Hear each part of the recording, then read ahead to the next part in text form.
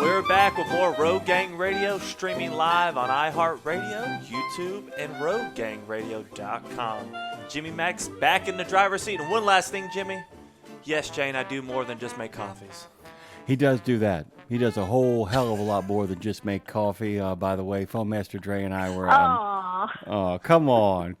By the way, Jane, you could not have joined us on a better day. Yesterday, as you probably well know, we actually had a wonderful psychologist join us yesterday. Dr. Naomi Friedberg joined us, and we talked about anxiety disorders in particular, which sets this up really, really nicely. It's also great that you join us on Beyond the Horizon Day. The Call of the Horizon Day, its origins are unclear. The holiday has reportedly been celebrated since 2011. Regardless, the horizon has always symbolized dreams, hopes, and opportunities in stories and movies since time immemorial because of its beauty and its vastness. And education, by the way, is one of the great horizons, and we talk a lot about it on Education Station. It is brought to you by CarriersEdge, one of our best partners in the whole wide world. I'm going to keep on pressuring you and that guy of yours to get your butt down here for July 23rd and join us for that ribbon cutting ceremony down here in the city of New Orleans. We'd love to see you, Jane. Think about it. I know. Okay. Because I got to tell you, man, there's so many things that are right up your alley. And if anybody brings instruments, Jane, Mark, if anybody brings instruments, they will actually be joining a band that actually is set up to actually fold people in. That's what they do. It's one of their bags. It's four women vocalists with a couple of backups who are just hoping other people jump in and join the fun. So, you know, if you can get over your anxiety disorder, maybe you'll get up there on the porch at the Degas house and be part of the action. How you doing? I'm good. I'm just looking up what Call of the Horizon Day is. It's pretty cool, huh? That's yeah. And I actually think it relates perfectly to what we're kind of talking about here today, because one of the things about focusing on the horizon, it often focuses us to breathe, and breathing is often the best way around test and performance anxiety. All right. Yes. Well, you were talking to... I was listening to one of your the previous episodes where you were talking to Andrew Byther, and the director and owner of Advanced Career Education, and there was a couple of things that you were talking about that kind of struck me, and one of them was test and performance anxiety, and it's we talk about, and you were talking about like learning disorders and anxiety and that kind of thing. And a lot of people tend to think of that as only in kids, that kids are the only ones who have test anxiety and have learning disorders and that kind of thing. But really, it's pretty much, if you have test anxiety, you just have test anxiety, and you probably have it for your entire life. And so and I wasn't really thinking about it before until I was listening to the episode about how many people have test anxiety just on doing like regular online learning tests, or doing, stopping at a weigh station, or, talking to an inspector, or doing their CDL test. So there's a lot of opportunities for performance anxiety to show up. Jane, I'm going to tell you this right now. When I got your notes, and comprehensive as they were, it got me so excited thinking about this, because everybody has the dream where they're back in high school. And, Dean Croak and I talk a lot about lucid dreaming. We talk about, people don't enjoy sleep. Many people who simply enjoy sleep either when they're exhausted or not at all. And the idea that, a lot of people don't look forward to sleeping in a way that they should. One of the great things about sleeping is that you actually, if you actively understand the enjoyment of sleep, you can then begin the process of what they call lucid dreaming. Guys, I'm not talking woo here. This is a real thing, because we're often confronted in dreams with our anxieties, and one of the opportunities we get in lucid dreaming is to reenact. I can't tell you the number of times I've had a dream about being back in high school, and it used to fill me with terrible anxiety, and now I'm like, wait a minute, this isn't happening. I'm actually getting a chance to kind of play through these anxieties and maybe make a better outcome for when I actually get a chance to wake up. And I just kind of wanted to unpack this before getting to all the stuff that you have to say, look, what ends up happening a lot of times is people don't understand this, is that they spend so much of their formative language learning, emotional skill, soft skill learning years in school, that the mechanisms of which school is kind of enacted, tests, reviews, people actually instructing you. Fill us with an anxiety that actually is based on a reality that no longer exists. The famous question, wait a minute, will I be tested on this? And to suddenly realize that you now are in control of the rules as a full-grown adult is something that prevents people who normally have anxiety from getting it, to say, wait a minute, the rules are different. I'm not going to get sent to the principal's office here. I just need to calm down, take a breath, focus on what's being asked, and figure out what I do and don't know. Am I making any sense here? I kind of wanted to set up what you wanted to talk about, but does that make sense? That I think a lot of people get triggered by the mechanisms of being 14 again and forget the fact that they're 35 to 45, sometimes even 50 years old, and maybe it's time for a new paradigm in dealing with being tested on the side of the road or in a way station or in the office by your boss. I think you're right. I think that as an adult, you have more control over your responses, but maybe not. Like some people don't. Like some people do, and it really depends on where you've put your brain and where you're focusing and whether you have that self knowledge about it. But I think that stress and that anxiety is really real when you're doing something that you think you're going to fail at. I think it's more the fear of failure than it is the fear of the test itself. It's what's going to you picture in your head how it's going to be when you fail. Like you assume failure when you're doing this. And there are people who are, and I think there are people who really are put a lot on themselves and really believe that that they can't fail, that failure is not an option. And that can be very, very, it's just a lot of pressure. And that anxiety comes out of the pressure that, even just having this phone call with you, can be anxiety. Am I screwing this up? Yes. Am I doing what I want to do? So No. That anxiety is there. And testing it, because it is something that you do when you're a kid, is one of those things that's very easy to have trigger something. I'll tell you this, Jane, and by the way, Dre will back me up. One of the things I tell him before we hit the air, about 4 or 5 minutes, I tell his people all the time, I said, we are going to screw this up.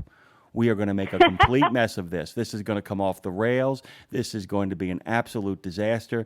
So what we have to do is basically behave like Phil Mickelson and Arnold Palmer at every golf match is. We're going to end up in the rough.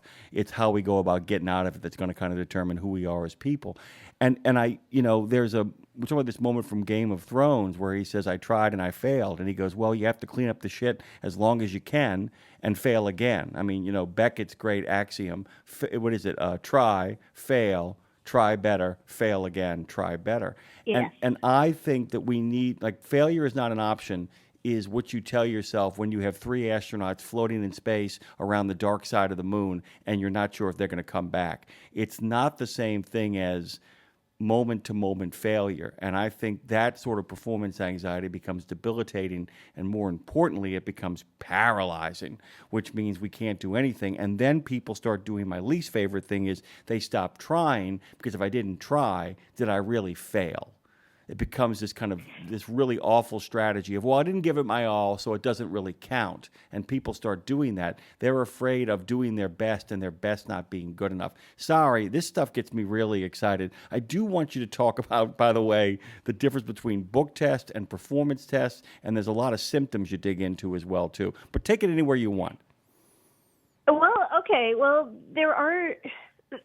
So what I think is interesting, and this is what Andrew Byther was saying, was that there are some people who have no problem doing book tests. So, you do your regular studying and you sit and write a test, and that's fine. But then when they get to the practical test, so when they're behind the wheel, when they're doing their CDL test, that's when everything starts seizing up. That's when the performance anxiety gets really, really bad. And there are people who have it the other way around, who cannot for the life of them do a regular book test, but have no problem, will sail through anything that is hands-on. So a CDL test, not a problem. So, and usually those tests, there's usually two parts to it. There's usually a hands-on component, and there's usually a written component. So you kind of can't get away from it. So if you're bad at one or the other, or you feel like you're bad at one or the other, then, it's kind of that anxiety is there. And what I think is interesting is when you're an adult, and even when you're a kid, but people have very interesting responses to this. There are people who will just avoid it. And if they think that they're not going to do well, they're like, well, this is the reason that I can't do it. And they will think of a completely different reason for not doing the test or not doing whatever it is that they're supposed to do that has nothing to do with the fact that they're just scared. Intellectual jujitsu. Intellectual jujitsu is what I call it, where I justify. Adults are great. Yeah. Adults are amazing at this because they don't have to do anything. When you're a kid in school, there's, you kind of have to be there. And if you're not there, then there's a lot of concern. But when people start doing this as an adult, they can do it. It's allowed. You can escape. You can flee, and then it becomes a kind of a self-fulfilling prophecy that you never get anywhere because you don't actually do anything, because you're constantly telling yourself why you don't have to do it or why it's not going to work anyway, so why bother, and all of that. Why bother? Why bother is a big one. And the other one, by the way, so why bother is a big one. Here's the other big one. I don't know if you're going to cover this one, was as soon as I have blank, I'll be able to do it. As soon as you give me this, well, I can't do it yet because I don't have that. Well, I don't have this, I don't have this particular camera. I don't have this particular laptop. I don't have this particular book that I need. Man, if I could only get that kind of paint, I could finish the job. And so you say, well, why don't you get it, number one? Number two, do you really need it, or is it just one more obstacle you're putting in the way from actually having to deal with the problem? Does this sound familiar? And oh yeah, and a lot of the time it will be your fault. So the person who's having anxiety, there will be a lot of externalization. It will be, somebody else's fault because I can't do anything because, I don't get the tools, I don't get the support, whatever it is. So there's a lot of physical, there's actual symptoms that go along with this. And this is why people are so, when they're not really aware, the self-awareness is really important because you have to understand when you are having this kind of anxiety. So you can get the physical symptoms, emotional symptoms, and behavioral symptoms. The physical ones are the one that I think everybody understands is shortness of breath. You can't breathe. Dizziness, headache, you get sweating, sometimes you get nausea, and you can have a panic attack. And panic attacks are really unpleasant, where you feel like you're dying. You're not, but you feel like you are. And that's a really good reason to not take a test, because I'm busy having a panic attack over here. And but it'll get you out of the test. Then you also have emotional symptoms like fear, racing mind, your mind going completely blank. So, one of the two extremes, as well as negative thoughts. And then you can have the behavioral, which is what we've just been talking about. Procrastination is the big one. I'm just not going to do it. I'll avoid it. But you can also have trouble concentrating. You can have negative thinking. So there's all of these things that are happening to your body that are real things, but they are happening to your body because of what's in your head. By the way, really, you have that connection there. By the way, really quickly, because we always love involving our friends who are actually on the chat in the conversation. Our good friend Trucker Boaston says, when y'all start talking performance anxiety, why do I hear Admiral Akbar screaming, "It's a trap"? That's a reference for Jane and I that we both get. Our good friend Beach Bum wrote, I had a huge issue with accepting failure when I was younger. It wasn't until somebody taught me that failure is an opportunity to learn that I got past it. Well said, Beach Bum. Thank you so much for that good contribution. He's absolutely correct, by the way. And it's one of those things that I tell people all the time. There is no more powerful person in an organization than a person who is always complaining about the upgrades that they need while doing their job at the highest level. Because to me, what it suggests sometimes, Jane, is you have a person saying, no, I can make this work. It's a very different thing than saying, I can't make this work until I can't make this work until I. Those become these kind of delayed actions. But there are people, and by the way, thank you for bringing up procrastination. It is not laziness. We have now kind of discovered what that is, that often people who procrastinate are doing harder work in coping with the anxiety that is building up inside of them than they would if they simply did the job. So to accuse them of laziness is to misdiagnose the problem. Laziness is, I don't care and I'm not going to do it. I'm going to go do something else. I'm going to go play on the drums all day. That's a very different thing. But procrastination really kind of speaks to a larger anxiety issue because it's paralysis. It is actual the inability to pull the trigger, isn't it? It is, and it's funny because I think of laziness as not doing a very good job. Like you'll do the job, but it'll be like, okay. You know, I'm thinking of painting the fence, the Mark Twain painting the fence, like, or the wax on, wax off, like, just like, I'm not doing this well, I can't be bothered. But procrastination, that freezing up is really a thing. Not knowing where to start is amazingly powerful. And I know of kids where they would just sit there for an entire hour because they were not rather than anything, but they were paralyzed because they didn't know where to start, or there was like something that was blocking them. And so you think of it as bad behavior because you're not starting anything. Why aren't you doing anything? But it's not. It's, I don't know, like how to, whatever the assignment is, like, what do I do? How do I begin this? And that paralysis, it's really tough to recognize that it's because people will take it as it's kind of a badge of honor as well. It's like, oh, I didn't do anything until the last minute. And it's not okay. And you tell yourself that you need the pressure, but is it really? Or is it because you don't know how to break down whatever the task is or whatever the thing that you're doing is, you don't know how to break it down into small enough pieces that you can sort of take one bite of the elephant at a time? And by the way, one of the great things about doing a radio show 5 days a week is that, and I've wrestled with procrastination all of my life. It has been one of the great debilitators. And I will tell you this too: the times in my life when I have succeeded, I simply said, you know what? I'm going to do everything badly, but I'm going to keep doing it. And then I'm able to go back and revisit it and make it a little bit better each time I revisit it and keep doing it on a regular basis. Doing the radio show or actually having a 9-to-5 job, one of the benefits of a 9-to-5 job sometimes is that it allows you, well, it doesn't allow you to do anything. You have to do it. So there it is, you're doing it, and it's kind of forcing your hand. And after a while, your muscle memory kind of kicks in to kind of make it happen. But I was kind of curious in regards to the sphere of trucking education, if in fact we have a regular recurring theme. I've noticed a lot of the best schools that we've talked to have talked about figuring out how a student learns best and then coupling them with a teacher or an instructor who understands that methodology of learning and helps get them up to speed. I wanted to kind of tease this out. So let's say that you're really good at sit-down writing tests, but terrible like at the field tests, okay?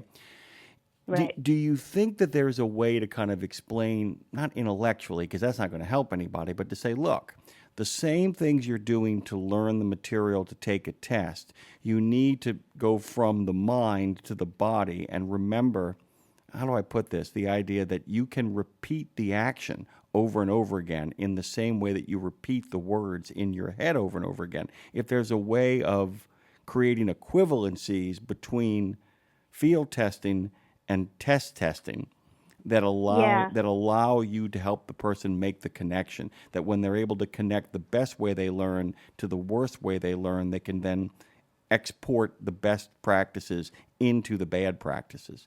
Do I make sense? Oh, absolutely. One of the things that I have done to help people who are having performance anxiety or who having this test, going and doing the test is not practicing the actual skill. Because for example, if you're at a CDL school or if you're taking a road test of some sort, and you practice that, so you have that, obviously you're not going to be going to get your CDL until your instructor thinks that you're ready to do so. So I'm talking about you have everything, you've learned everything that you possibly can, you have practiced, your instructor is telling you you're ready to do this, and you just can't take the test. You just that's the block. And what is really useful is to practice and I do this with myself too, is that all I need to do is get myself there. So how do I get myself there and practice that? Because and it's like being on stage. Taking a test is very much like being on stage, because once you're in there, there's a certain level of performance that is required for you to pass the test, right? So you have to be at functioning at a certain level. So practice how to get from your car to the vehicle to start the test. And what is that going to be like? And that is where a lot of anxiety comes in, is I don't know what it's going to be like.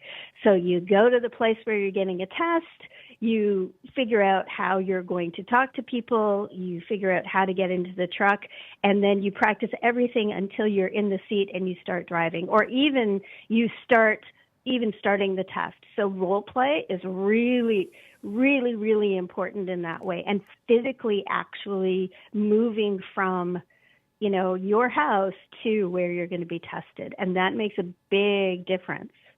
By the way, strangely enough.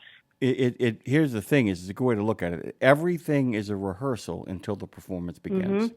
Every step of your life is a rehearsal for whatever it is you're going to have to be performing. And if you begin to and by the way, you can't live completely there in the theater of the mind all the time. But what you can do is you can every once in a while catch yourself and say, this is a really good time. I've always said that the best way to kind of succeed as a driver or any job that requires the kind of long hours is to make an ally of boredom.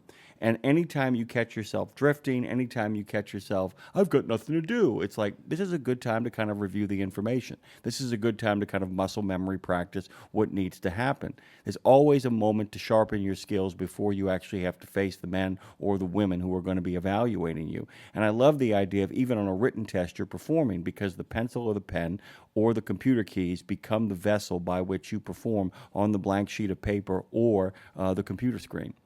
And it's a really kind of great way to think about it. Yeah, and that's why, and people have anxiety when they go on stage. Like, it's the same anxiety, it's the same symptoms. You don't want to do it. You want to flee. You think you're terrible at it. So if you think about it that way and think about, okay, as long as I get on there and I know my lines, I'm going to be okay.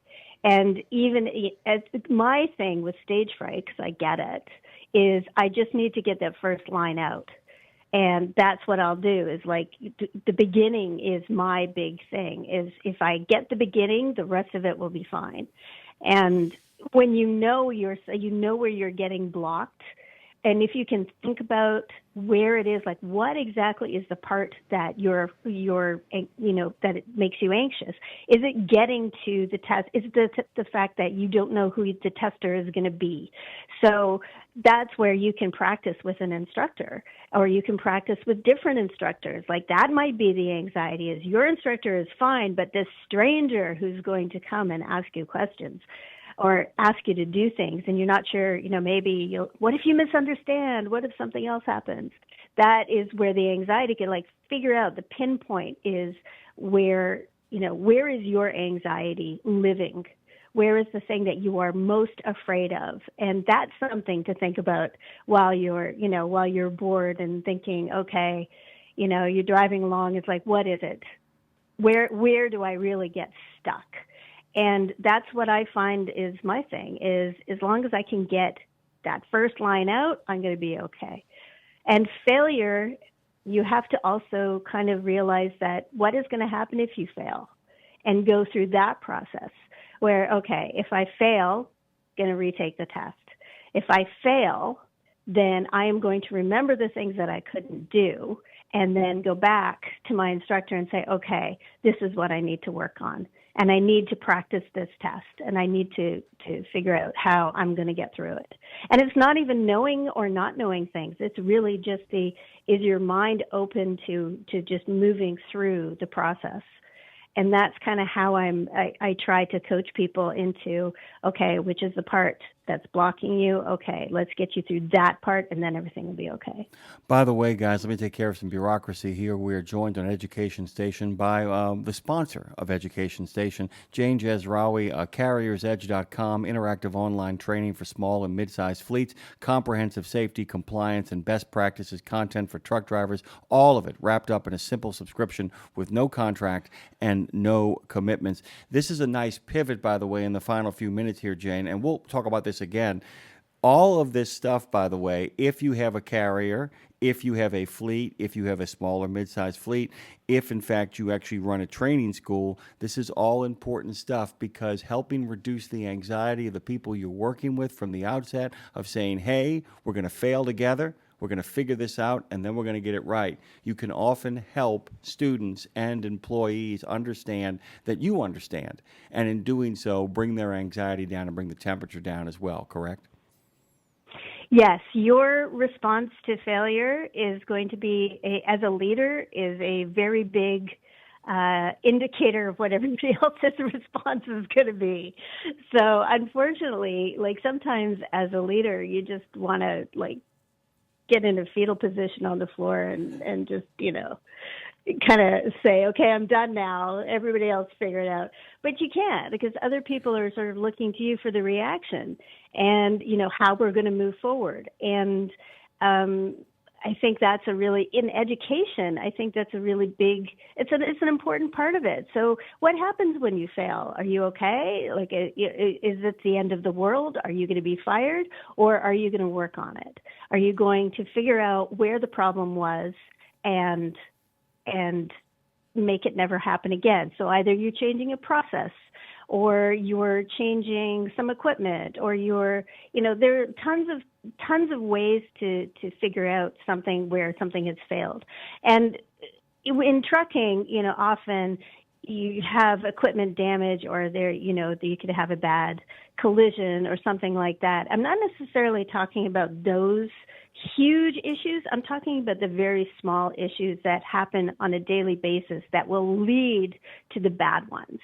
If you can mitigate the stress and the mistakes and the failure, the small ones, then moving, you won't get to the big ones if you figure it out when they're small.